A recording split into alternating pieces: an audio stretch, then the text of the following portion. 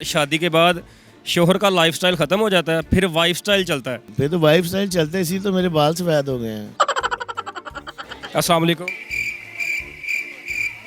Hello, बच्चे किन्ने? 3 इस गल का ਤੁਹਾਨੂੰ पता? अलहमदुलिल्लाह मेरे ने तो मैनू ही पता होना और ਤੁਹਾਨੂੰ पता होना। माशाल्लाह पहला जोड़ा देखा इतनी सुलह सवाई ना बैठा गोलगप्पे खांदा, नहीं तो हर घर लड़ाई पई। थोड़ी देर पहले हो गई। उर्दू पॉइंट की वीडियोस देखने के लिए हमारा चैनल सब्सक्राइब कीजिए और बेल के आइकन पर क्लिक कीजिए ताकि आप हमारी तमाम आने वाली वीडियो से बाखबर रह सकें। अस्सलाम वालेकुम नाज़रीन, उर्दू पॉइंट ਦੇ ਨਾਲ ਕਾਕਾ ਰਿਪੋਰਟਰ ਤੁਹਾਡੀ ਖਿਦਮਤ 'ਚ ਹਾਜ਼ਰ ਆ। ਨਾਜ਼ਰੀਨ, ਸਿਆਣਿਆਂ ਦੀ ਇੱਕ ਕਹਾਵਤ ਆ ਕਿ ਜਿਹੜਾ ਸ਼ਾਦੀ ਦਾ ਲੱਡੂ ਖਾਏ ਉਹ ਵੀ ਪਛਤਾਏ, ਜਿਹੜਾ ਨਾ ਖਾਏ ਉਹ ਵੀ ਪਛਤਾਏ। ਸ਼ਾਦੀ ਇਨਸਾਨ ਹੰਸੀ ਖੁਸ਼ੀ ਕਰ ਲੈਂਦਾ ਵਾ, ਅਗਰ ਸ਼ਰੀਕ ਹਯਾਤ ਅੱਛੀ ਨਾ ਨਿਕਲੇ ਤਾਂ ਫਿਰ ਸਾਰੀ ਉਮਰ ਪਛਤਾਉਂਦਾ ਵਾ। ਸਾਡਾ ਅੱਜ ਦਾ ਜਿਹੜਾ ਪ੍ਰੋਗਰਾਮ ਦਾ ਸਵਾਲ ਇਹ ਆ ਕਿ ਇਨਸਾਨ ਦੀ ਜਿਹੜੀ ਲਾਈਫ ਆ, ਸ਼ੋਹਰ ਦੀ ਜਿਹੜੀ ਲਾਈਫ ਆ, ਸ਼ਾਦੀ ਤੋਂ ਬਾਅਦ ਉਹਦਾ ਲਾਈਫ ਸਟਾਈਲ ਜਿਹੜਾ ਚੇਂਜ ਹੋ ਜਾਂਦਾ ਵਾ, ਖਤਮ ਹੋ ਜਾਂਦਾ ਵਾ ਤੇ ਉਹਦੀ ਲਾਈਫ ਜਿਹੜੀ ਆ ਵਾਈਫ ਸਟਾਈਲ ਦੇ ਮਤਹਿਤ ਚੱਲਦੀ ਆ। ਲੋਕਾਂ ਨੂੰ ਜਾ ਕੇ ਪੁੱਛਦੇ ਆ ਇਸ ਗੱਲ 'ਚ ਕਿੰਨੀ ਹਕੀਕਤ ਆ ਤੇ ਕਿਹੜਾ ਆਪਣੀ ਬੀਵੀ ਤੋਂ ਕਿੰਨਾ ਡਰਦਾ ਵਾ ਤੇ ਕਿਹੜਾ ਹਸੀ ਖੁਸ਼ੀ ਜ਼ਿੰਦਗੀ ਗੁਜ਼ਾਰ ਰਿਹਾ। ਆਜੋ ਮੇਰੇ ਨਾਲ। शादी के बाद शोहर का लाइफस्टाइल ख़त्म हो जाता है, फिर वाइफ स्टाइल चलता है। अब बिल्कुल सही कह रहे हैं। फिर तो वाइफ स्टाइल चलते सी तो मेरे बाल सफेद हो गए हैं। ਧੁੱਪੇ ਕੰਮ करके नहीं होए, वाइफ स्टाइल ना होए। कभी लड़ाई हुई होवे?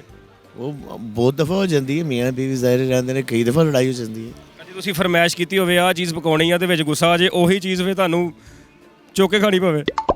नहीं ऐसा तो नहीं होया, लेकिन समटाइम्स बहुत सीरियस भी हो जाता है। मजाक भी कई दफ़ा मियाँ बीवी का स्टाइल ਇਹੋ ਹੀ ਲਾਈਫ ਸਟਾਈਲ ਹੁੰਦਾ।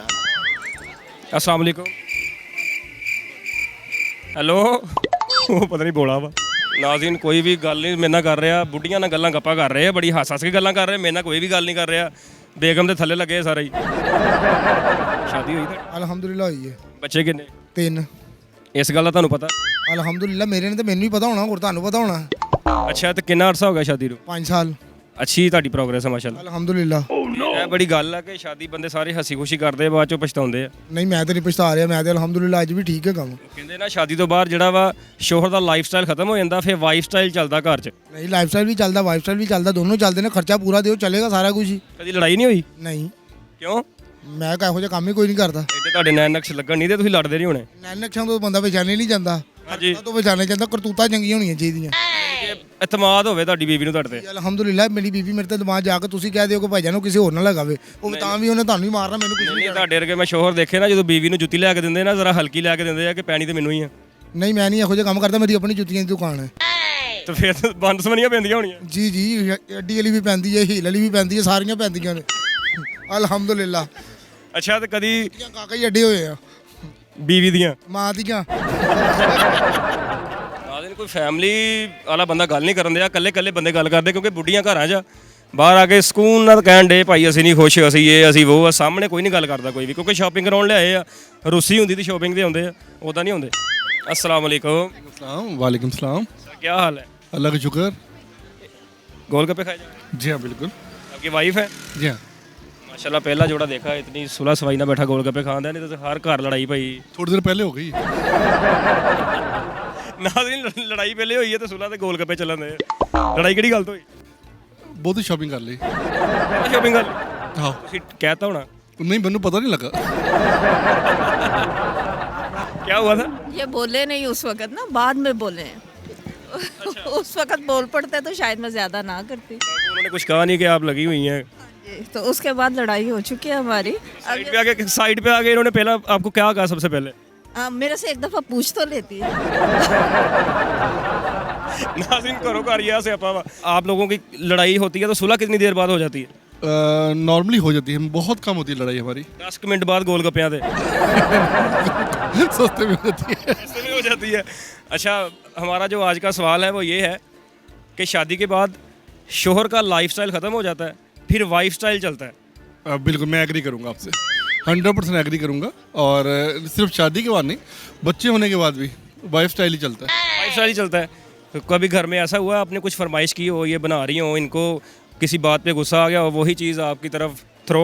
नो, ऐसा कभी नहीं हुआ अल्हम्दुलिल्लाह, ऐसा नहीं हुआ, क्योंकि इनकी थ्रो मेरे तक पहुँचती नहीं, मेरी हाइट बहुत ज़्यादा है। सारे अपने अपने जोड़िया ना फिर तुसीं इकल्ले इंजॉय करने थे।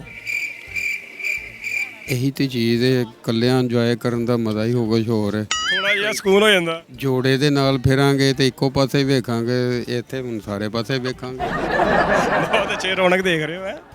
ਰੌਣਕ ਦੇਖ ਰਹੇ ਸਾਡਾ ਅੱਜ ਦਾ ਸਵਾਲ ਇਹ ਹੈ ਕਿ ਲੋਕੀ ਬੜੀ ਖੁਸ਼ੀ ਨਾਲ ਵਿਆਹ ਕਰਾਉਂਦੇ ਗੱਜ ਵੱਜ ਕੇ, ਥੋੜੇ ਅਰਸੇ ਬਾਅਦ ਰੋਣ ਡੇ ਹੁੰਦੇ। ਇਸੇ ਵਾਸਤੇ ਮੈਂ ਕਰਵਾਇਆ ਹੀ ਨਹੀਂਗਾ। ਤੁਸੀਂ ਵਿਆਹ ਨਹੀਂ ਕਰਾਇਆ ਹਾਲੇ?